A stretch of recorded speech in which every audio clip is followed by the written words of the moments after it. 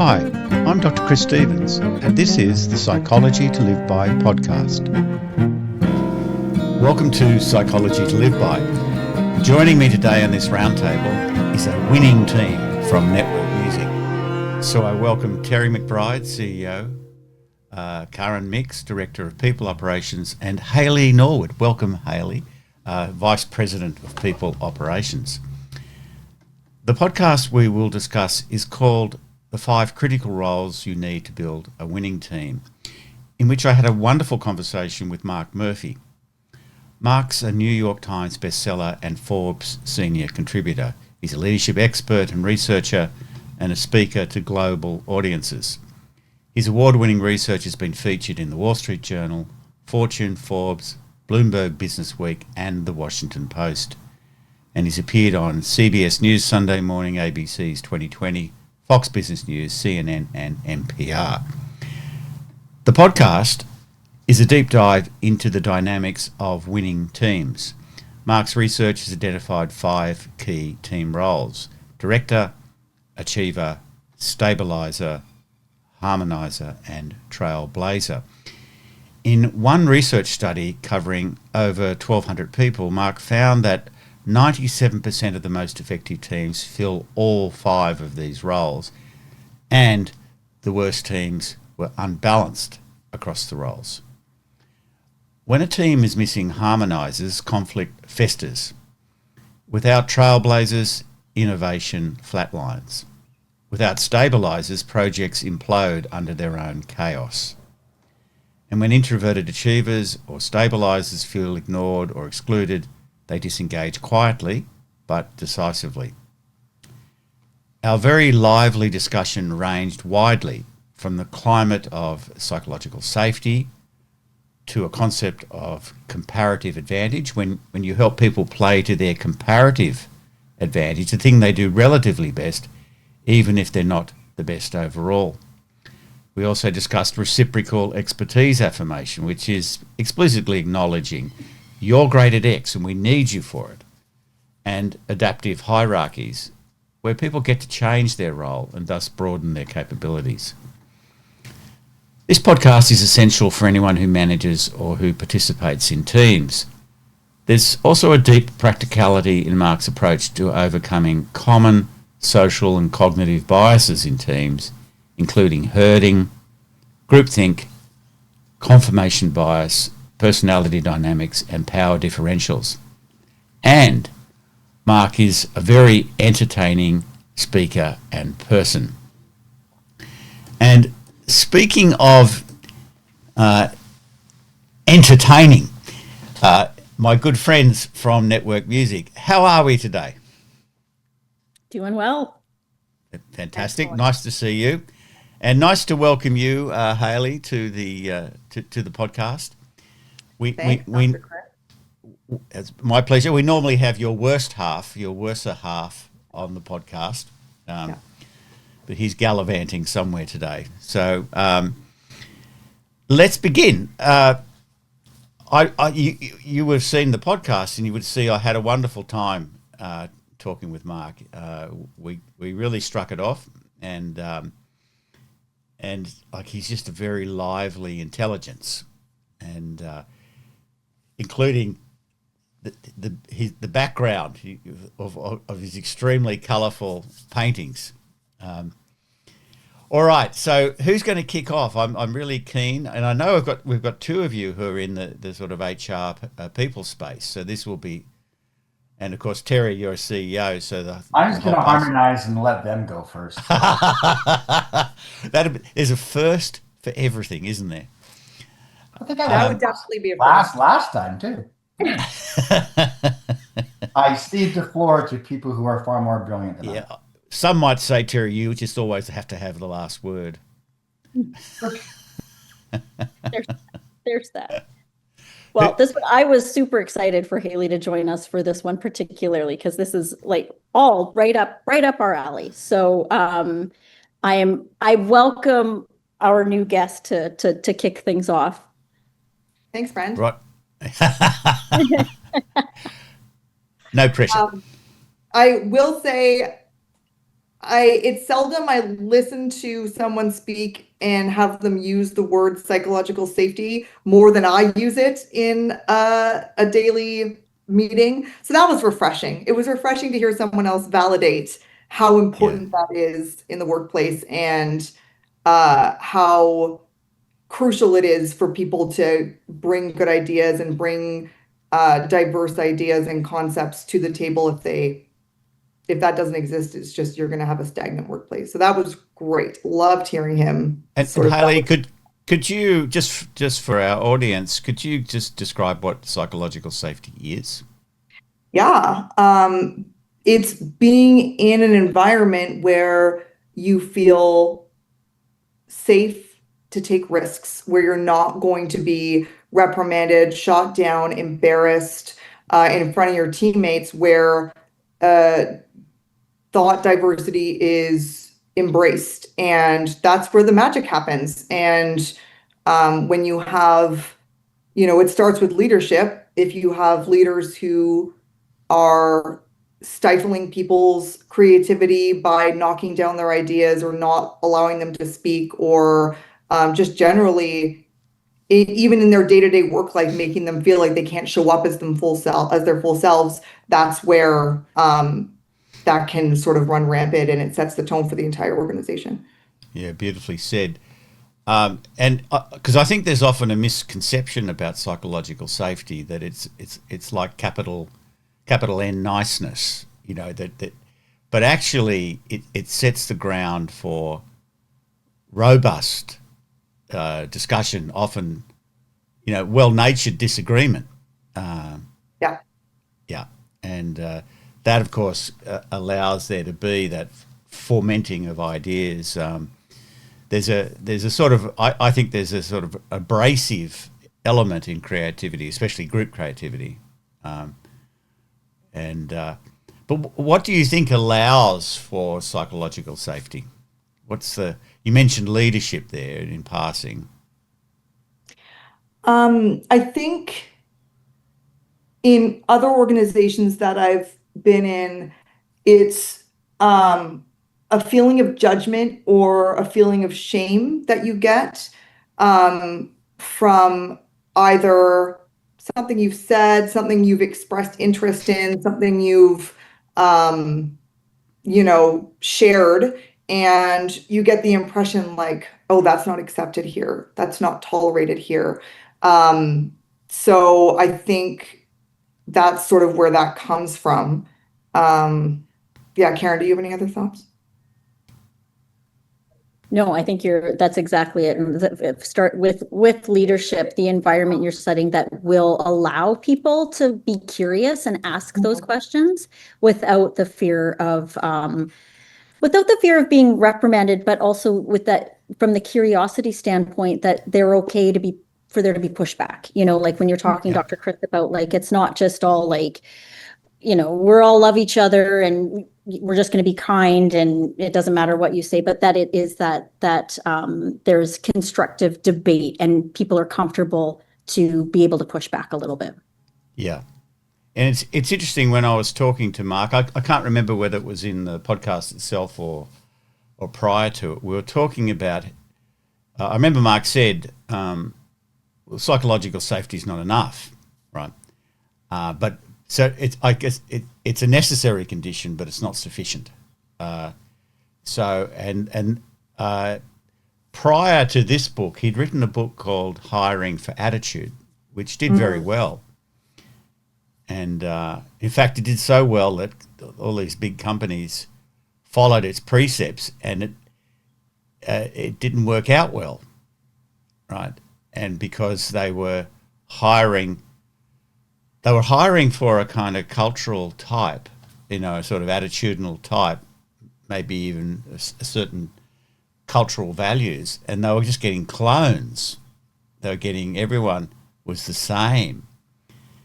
And so therefore, you could imagine. Let's say the cultural value they were hiring for was more congruent with, say, being a harmonizer.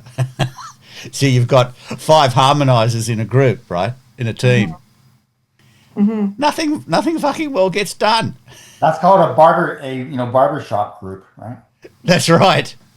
So, as I said, I can't remember whether that was before we recorded or after, but I was very interested in this, in the psychological safety, because he mentions it a little bit in the book, but not very much, and I was wondering why, and obviously he was very aware of it, and that's a kind of backdrop, because I think there's been a kind of popularization of psychological safety, whereas all we have to do is create psychological safety and we're done.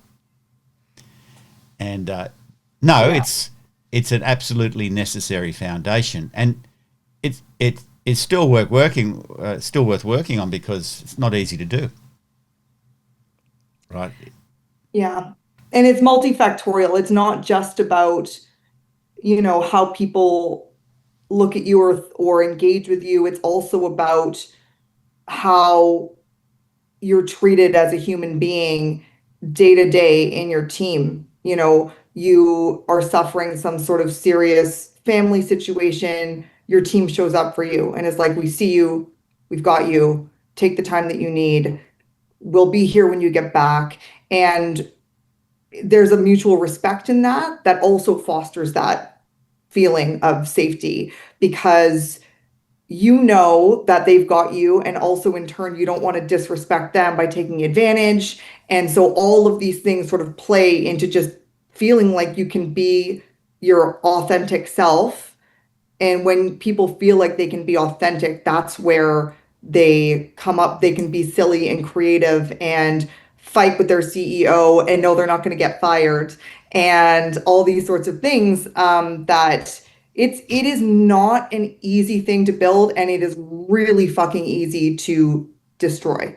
A couple wrong moves and that's all rattled and everybody's on shaky ground again. So yeah, because not everything, but it's a big thing. No, that's right, and it obviously overlaps considerably with a thing called trust, interpersonal trust, and as we know, trust can be hard to build, but very easy to destroy. And this, of course, is partly a function of what's known as the negativity bias. We're much more aware of and sensitive to danger than we are to opportunity, right? And there's really good evolutionary reasons for that. So it's cultivating and maintaining a climate of psychological safety is always a work in progress. And I'm glad you mentioned too that because as you may know, my own research area is the psychology of creativity, and this fits in beautifully with that, because when people feel unsafe, they become very self-conscious. They become, and this is the opposite of where you need to be. You want the mind to be fully occupied in the matter, not in how am I going and am I safe. So, and that self-concern and self-consciousness hijacks the brain's resources, and people become dumber, right? And they will express safe opinions only, what they consider to be safe opinions, and that's normally, of course, stuff that's already been done, and not necessarily dealing with the challenges at hand, right? So, fantastic. They think things they know the CEO is going to agree with. Yeah, that's right. Exactly. So they're second guessing. There's another little aspect of this too, I think, and that is that it creates, when it's done well, it creates enormous discretional effort, and it's part. So discretional effort being what people give above and beyond what their job description demands, and this is like the lifeblood of flourishing organisations, right? Because if people just work to their job description, that's actually a disaster, right? Because you can never write a job description that captures all the things that would be productive and useful in a role. And when people feel that this respect they feel known, they feel safe even when they're expressing a divergent view. It creates what's known in the literature as followership. So you have leadership and followership. And followership is this very active desire, and it's going to sound a bit slightly yucky, but to please the leader. But it's a real thing. And then it's actually I think, a deep responsibility for the leader not to abuse that. Right? But also to be comfortable with it. It's a normal part of human relations. You know, if someone is really kind to us and generous and supports us, of course we want to please them. Yeah. Fantastic. All right. What else, guys? Well, going off the kind of the cookie cutter theme, the thing that really relevant for me right now, really resonated, was the hiring clones and like the similar to me bias. So thinking about it, deterrent, those hiring clones being deterrent to developing those diverse groups, at which then when you have those clones fosters that groupthink and herding effect, which you talked to at the beginning. Yeah. So how it made me think, you know, when we're in our recruitment phases, for instance, like how can we effectively foster an adaptive hierarchy when we get stuck in this like cyclical clone situation? So how can we hold up the mirror effectively, hold up the mirror for people to recognize their biases without, like, you know, pointing out, are you sure this isn't a similar to me bias? Like, how can we be in a constructive way, hold that mirror up? Yeah, it's a tricky question, because the most natural thing in the world is to select people who are like me, right? It makes all kinds of sense. It's like how we go about the world making friends, right? However, some of our best friends are quite unlike us, and that's what makes the friendship so vibrant, right? But your question is, how do we go about it? How do we guard against this tendency? Is that right? Yeah. And well, first off, being very, very, very aware of it. Like if you're not aware of it, you will fall into it. So that's the minimum, that we have a high level of awareness of it. I think it should also be, if you're talking about recruiting and selecting people to interview and interviews, there should be discussions about that amongst the people selecting people to interview, and then before and after the interview, saying, what do we need in this role? And, you know, maybe you could look at the 5 roles. You say, we really need, apart from the technical expertise, we really need a person who's going to, you know, fit this aspect of what we need, right? So I think that's off the top of my head, because, you know, I hadn't actually thought that through. What do you think? Have you had thoughts on this? Well, this is a common conversation between Haley and I over the course of time. And it's with biases is such it's a little bit hard to navigate when we're not the decision maker. Like in HR, we don't hire or fire. Yes. But we are somewhat the navigator sitting in the back seat to say, like, well, you know, you might want to take a look over here. So when we're recognizing this person might have a bias here, that's where it gets a bit sticky on like how to address that with that person. You know, if we're in a recruitment phase and, you know, we need a disruptor, like we need a trailblazer, that might be something completely different from what network already has. But the hiring manager isn't seeing, they're only seeing where it's not fitting exactly what the job description or what their impression of what the role might be. So navigating those types of situations is a constant challenge. Yeah, it's interesting, isn't it? I was thinking as you were talking, so you put out a job advertisement, you know, for the role, and it stipulates probably the technical requirements, and I don't know how you do it, but also some, maybe more attitudinal aspects. But you're not going to necessarily put in the ad, we need a trailblazer, or we need a someone to come poke holes in everything we're doing. Yeah, yes, or we just want an achiever. So, and by the way, remind me again, we should actually talk about those 5 roles and what they are, but and you'd have to be sort of kind of careful, because when you put out a job description, you're meant to be making the selection based on the criteria. But in a sense here, we're talking about and here I'm really welcoming your input. We're kind of talking about an implicit criteria or a hidden criteria. We're saying, they answer all the job stuff that we've put out there, but we actually need someone who's going to shake things up, or we need someone who's actually going to get the work done, or we need someone, right? And is that fair, of course, to select someone? Like, you're choosing between 2 people, and there's this implicit thing. So that hadn't occurred to me until you asked this question. But I think what it's going to come down to is your communication skills with that person who's making the decision internally about who to hire, and being quite overt about, look, here's a factor to consider. But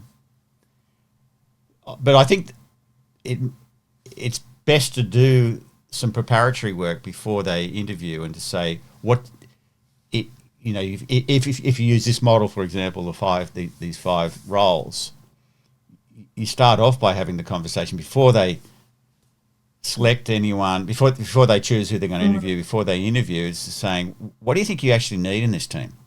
Exactly. Yeah. Using that framework when you're doing the intake with the manager, is like, of these 5 traits, what do you need on this team? I think you need them to buy into those 5 traits. Yeah. And I think you need to ask not them, but the team around them, what traits already exist. Because you can't say what trait that you have, because that's where that bias comes in. Exactly. Yeah. Especially as a founder, apparently. So especially as a founder. Yeah. As a New York bestseller and Bloomberg and Mark like put me in my space, yes. Yeah. But my whole thing, to Karen and Haley, it's like, you can sell those that are ultimately make the decision upon what this concept is. Yeah. And they go through that process, I think then they will come to the conclusion that you're trying to get them to. Yeah. And I think this is where there's also this notion that Mark talked about, comparative advantage, which is a sort of subtle notion. Like, you might have someone in your team who's just an absolute superstar, and they're good at across 3 of the roles. Obviously you don't have them performing all 3 of the roles in a team. And in fact, you might have someone who performs one of the roles who's not as good as them at it, but it's their comparative advantage. And just going back to the psychological safety, that then gives everyone a sense of their value and their contribution, right? And also, I think when hiring, obviously you're going to be looking at people and say, well, they look like they're strong in 2 of these and maybe a third. So it's not just that they are an achiever or they are a harmonizer. It's like, they could really fit in well. You know what I'm saying? But I agree, Terry. I think it's even getting in before we're talking about the leaders, talking to the team, because they're going to know, right? Well, the great thing about HR is they get to set the perception. Yeah. If they can win the perception, then chances are they'll get the person to hire the right person. Yeah. And look, people aren't aware of their biases, right? That's the nature of a bias. So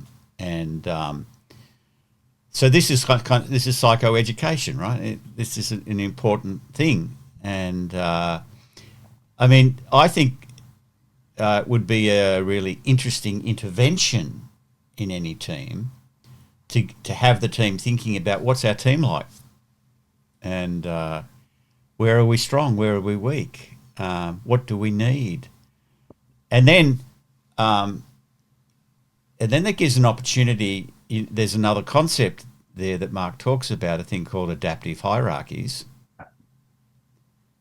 It's where people go, I'd really like to develop that capability. I know I'm really strong over here. So there's also that scope within the team to be able to self-identify their own development and what they know they need to be better at, right? Yeah. And I mean, Terry, you will know, as from your role as CEO, comes with the territory that you have to be a decision maker. And at like some point in that debate, someone's got to make a hard decision. Correct. And not all CEOs are natural decision makers. Well, I think that's where the depending upon where you are in the evolution of an organization, that's where that comparative advantage becomes more and more crucial if you're looking at legacy and being a founder and a CEO, handing that off. Yeah. We're leaning into that comparative advantage is really, really crucial, because founders, and Mark's point is very, very valid. They're a pain in the ass. Like, they want to control everything because they think that they can do everything better than what everybody else can.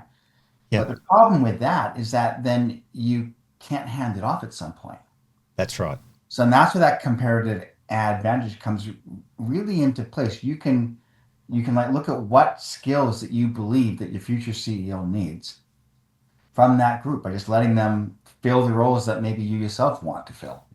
Yeah. Right? And it might be true for a while that you could do it better, but that's not really the main point. Right. And it's almost better that I would say that you make it that you can't do it better in time. Yeah, Which exactly. You're counterintuitive to like kind of what it should be. And that really leans into what I would say as the creative abrasion versus stupidity. Because those are on polar opposites. You need that CEO or that leadership team essentially to have that creative abrasion. Yeah. If they don't, they will just go into, clone mentality or herd mentality, and over time the business dies because it hasn't evolved. Yeah, exactly. And what's worked in the past won't necessarily work in a changing future. Yeah, and the role of that team, and definitely the role of the CEO, is to be beyond what there is not to be where the business is, hopefully where the business is going, right? Yep. And that's why I found his whole talk really interesting in that, I love the point again of don't say one of those 5 roles you are. Have your team say who fits each of those roles. Yeah. I think that in itself is going to be utterly fascinating and probably counterintuitive to what you thought. But when you think about it, you probably go, oh yeah, they're right. Right. Yeah. And it like giving in that sense, obviously you may not impose a role on someone that's the opposite of their natural inclination, or at least not initially, but giving people the chance to sort of role play, to use an acting metaphor. If you act a certain way for long enough, you start to become that thing, right? Also in any sport, you lean into the player's strength. You don't try and fix the weakness. No, that's right. Which is really fascinating. You don't try and fix the weakness. You lean into the strength, hoping that the other 4 to 5 other team members fit into that spot that they're not good at. Yes, and normally, at least in my observation, people have a leading strength and then they have a secondary strength, right? Mm-hmm. And very often their development is to build that is also to build on that secondary one. You leverage the top one, but then a team might need that second one. Yeah. And there's someone else who can do that other one. You know what I mean? So this is why the hierarchies are sort of adaptive. Well, People and can change roles. That's why I think the comparative advantage is so crucial. Yeah. So crucial. Because again, what's important is the psychological safety that it creates, and the collective contribution, like it's the synergistic rather than, for example, 5 individuals, or whatever number that's in the team. There's this sort of compounding effect that the psychological safety creates, and the diversity of the roles, right? I'd imagine also that consciously identifying oneself with a type of role function would be very clarifying for a person in what they've got to do in that team. Do you know what I mean? Like, it gives them a certain permission to focus on this or to speak to this, right? Especially if they're a shyer person or a more introverted person. Yeah. What else, guys? What else? What So insights, questions? Yes. One other thing that came up for me. So we're talking about OKRs and goal setting fairly regularly here, and I was really interested. What was the first thing you said? We're looking at OKRs, objectives and key results. Thank you very much. Thank you. And it was really interesting to hear him talk about how he doesn't necessarily believe in or align with SMART goals. And I'm curious to hear everyone's thoughts around sort of what he called the sweet spot of goals, and how do you determine what that is? And is there a way we could be thinking about it better in our organization as far as the goals we're setting for people? Because the term that he used was a learned helplessness, and that really struck a chord with me, because I was like, oh man, I see that in people when they feel like the goals are just like it's out of reach for them. Yeah. Does anyone have any thoughts or ideas around that?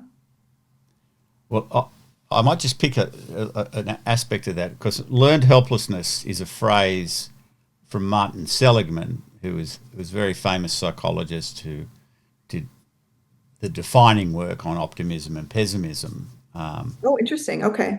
And so his initial work sounds cruel, it probably is cruel, but he worked with dogs in what are called shuttle cages, where you've got 2 cages and a gate between them. But one of the cages, the floor had a small electrical charge. Oh, Jesus. And nothing, just enough to make the poor thing uncomfortable. And of course, when that charge would go off, the dog would jump across to the other cage. And after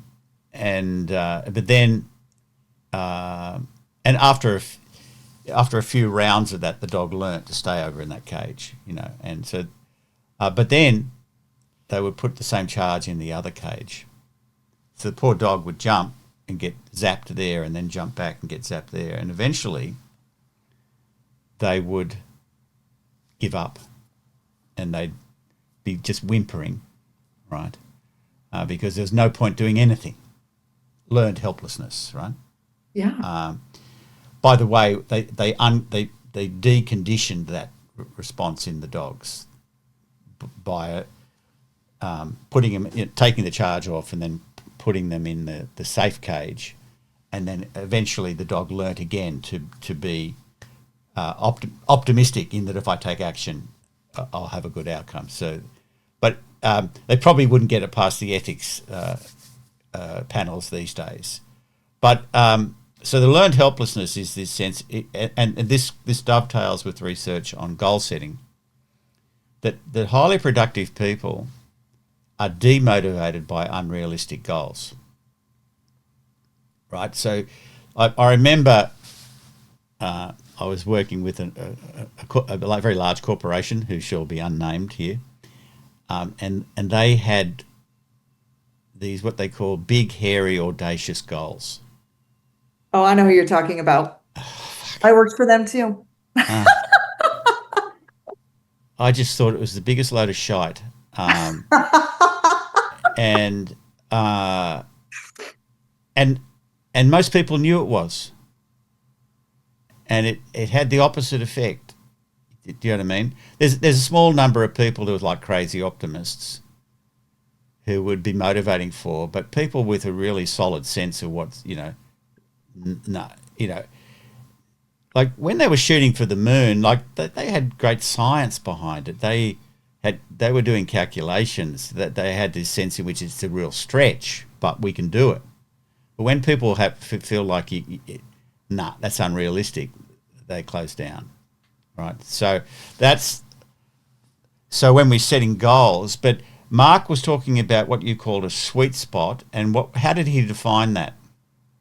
Can you remember? Not in my note, so I don't said remember. People are more engaged when setting goals that push competence. Is that what he was getting at? Yeah. Yeah, so it might be more that rather than people grow via work, and this is maybe the same thing as that, things we were talking about before with adaptive hierarchies and with comparative advantage. People want to grow in their work. So when we're setting them goals, this is like mentoring and coaching people, you grow them via tasks that grow capabilities, right? So they've got, it's not only, of course, people will want to achieve external results, but they also want to achieve internal ones. Mm-hmm. And people can feel like they're stagnating organisationally if they're not getting the kind of work that grows them as a person or grows them their skills and capabilities. So I think when you can align external goals with this internal growth, that's probably the sweet spot. Right. Right. And because if you just give people goals that you see, the organisation wants, it's fair enough. But the person either can't see how they're going to get to it, or it doesn't speak to what they're trying to do. Now, of course, that match is never going to be perfect, and that's an ideal. That's that sweet spot. But at least engaging people. I tell you a story. I was coaching a guy once who was responsible for. It was in a law firm, international law firm, and it was in the Asia area. He was responsible for partners across Asia, so there would have been about 30 or 40 partners. And he took it over. It was underperforming as a region. There was low morale. Each of the locations, across Asia were silos. And we talked through, we decided there was enough capability. They were hardworking. They were honest people. You know what I mean? So we decided what he would do is he'd go around and spend a day with each of them. Like, it's a big commitment for a guy in his position. And they would basically talk about what does this person want to achieve in their life and in their career, and how can we design your targets, if we want to put it in that language, how can we design what we're doing around what you really want to achieve for you and your family and your life. And they had deep conversations, and and obviously it wasn't just one conversation. And it was utterly transformative. And because now people had goals that aligned to a sense of growth and purpose. Right.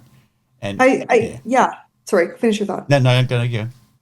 I just, to me, this is such a massive nut to crack, because we have a staff of young people who are still figuring out where they fit in this world. They're figuring out what they're really good at. And oftentimes when we do our engagement surveys or we do our navigators, our review cycle, the sentiment is like, I really would love more growth and development. but you talk to them about what they think that is, and they don't even know. They don't know exactly, and they want you to tell them. And the reality is that we as an organization, we can send you on courses, you can go to a conference, we can help, but the reality is like we need the direction from you, and we can invest in some way, but it's not a cookie cutter. It's not the same, not for every person, not for every department. It's very unique, and it's a huge challenge as an HR person, because you know that if these people feel bought in and engaged and challenged, they're going to stay and they're going to deliver and they're going to have your respect and all these things. We've seen it a million times. Karen and I have been here for 400 years. Many people at Network have been here for a long time, but we also were able to carve our own path and given the autonomy to figure that out. But if you're not the type of person that Karen or me or Jalissa or Chris, if you're not one of those people, you need some nudging. And I think it could be linchpin to figure out how to do that and develop people that aren't, like me biased, that aren't like me. I don't know how to guide those people. I'm like, I don't figure it out. Like, you know what I mean? Well, yeah, I think when you talk to people like that, and I know what you mean, there's partly a developmental aspect to this. It's age related, but it's not entirely that. No. And again, thinking about some of the roles that Mark talks about, there's some people who are just like quiet achievers, and they actually thrive. You just give them tasks, and they're big tasks. And we need those people. Oh, you absolutely need these people. Someone's got to get the work done. So, I think you need they're like the spine of an organization, right? That the shit gets done. And they may not necessarily be thinking about what's my career path, or they might just enjoy their work. So again, I think we have to be thinking, not projecting onto people our own. And I think you're obviously aware of this. It's like they're not like me. How do I motivate them? And so I think it's about thinking maybe these roles would be helpful in your own thinking. You say, well, what sort of person is this person? What's going to motivate them? Right? It's the same in the therapeutic situation, right? It's not cookie cutter there either. Like I might have ideas what might be good for a person, and they fall completely flat because they're not me. Yeah. And I'm projecting what I would like. And so a huge part of this is listening in a way for what kind of person are they? And as you say, if they're young, they may not know that yet, but you might be able to observe it. And, and you start somewhere with them and they get a bit of growth. And then they start to get the idea that they can shape their own progression forward. But not everyone's going to be ambitious. You know what I mean? Like there's this other way of cutting this, and that's in terms of how people perceive work. And there's basically three types. There's those who think it's a job, there's those who think it's a career, and those who think it's a vocation. Right? So for the people who think it's a job, that's a perfectly legitimate view. Their real life's outside work. Right? And they're never going to be, that they can be quite professional and so on and like that, but then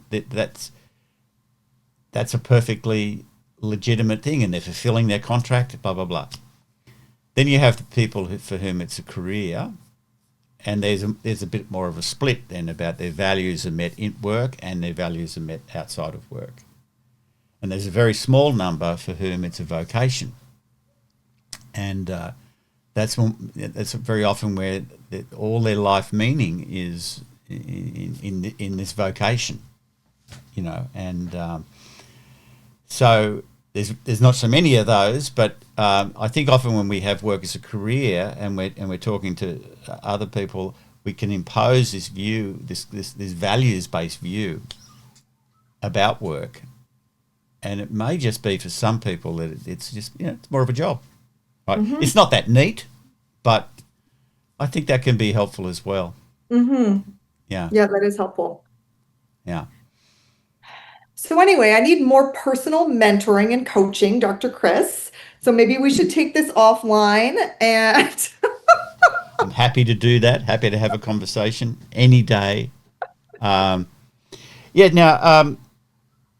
I asked Mark at some point, this is not the first typology of team roles. I mean, the most famous one is Belbin done years ago. I think there were 9 types. I'm just curious whether you guys felt these 5, seem to you to be intuitively right. Do you think these are, is he onto something here? I think so. I think we've used the Clifton Strengths test before, and it seemed to Yes. jive very much with that. And Yeah. in how our teams work, I think it aligns. How many types are there in the Clifton schema?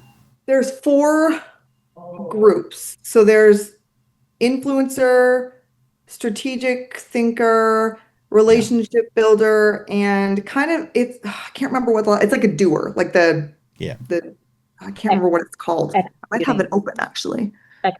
Executing. Yeah. Yeah. Okay. So there's you can sort of see there's quite a lot of overlap there. Yeah. Yeah. Because you're kind of carving this up. I mean, one of the things here, this comes up similar in a way to, I couldn't help myself. I was mapping the big 5, the personality dimensions, onto these roles. And it's obviously not a one-to-one relationship, but you can kind of see. And it got me thinking that, it's not the right question to say, are these the right 5 roles, right? Because there's different ways you can carve up the universe, obviously. But what is right is to say we need to be thinking about roles, or if we're talking about personality, we need to be thinking about strengths and weaknesses and differences between people. This is why even when crappy personality instruments are routinely used by consultants in organisations, like the Myers-Briggs, for example, they still can do good work with them. I've seen people do good work with a thing they called 4 planets. It was just 4 different colours. Do you know what I mean? And how they sorted them, I can't remember. But, it was still useful because it got people talking about and accepting difference. Yeah. And thinking about diversity and inclusion and so on, right? So that's not to say, I think this is empirically grounded in the sense that he's gone out and tested whether these things hold water, and they do, and impressively so. But there's always room for differences in how we carve up the universe, right? But these do seem intuitively plausible to me, and I think most people would be able to map themselves onto it. And that's the important thing, right? Not necessarily that's the objective truth. Yeah. The other thing, by the way, I don't know how you guys felt. I just had a wow of a time talking to Mark. He was really. Oh yeah.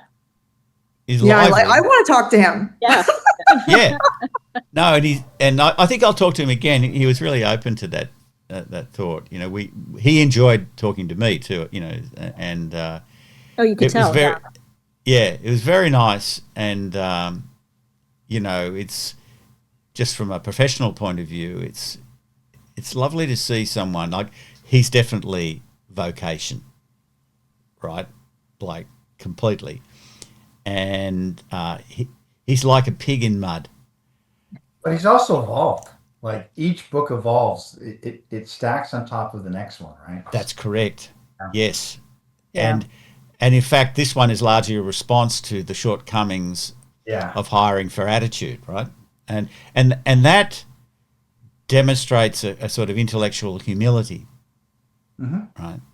And you know, oh yeah, I fucked that up. You know, like because he said something like that to me. He said it wasn't that big of a fuck up. It's just that that's the only parameter that he put on it.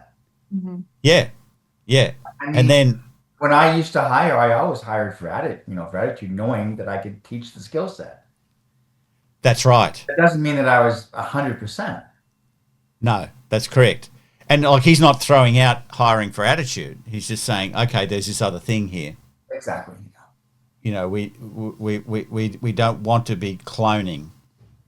We need to be balancing that against the skills and the orientations that people naturally bring. Yeah. Well, it's fascinating. It's fascinating. I think we've all been in teams that haven't had this mix, and in meetings where there's people don't know their role, and they're dominated by certain people, and often the best ideas are never even uttered. So I applaud Mark in what he's doing, and I applaud you guys. Thank you so much for watching the podcast, and thank you so much for all your insights. It's fascinating. Wonderful, Hayley, to have you in the crew. I hope this is not the last time. Yeah, thanks for letting me crash. You have an open invitation. Just sending your husband on the road, and you can crash it. He's in Nashville in 2 weeks, so there you go. There you go. I'm not sure what we'll be talking about, but it'll be something good, I hope. All right, guys. As always, take care. Thank you. I'll see you soon. You've been listening to the Psychology to Live By podcast. If you like the podcast and want to know more, my website is www.drchris.life. There you'll find links to my various social media posts, a newsletter, and lots more. And share the podcast with people you like so they can like it too. And a little more cello and guitar from the wonderful duo Desire and Date.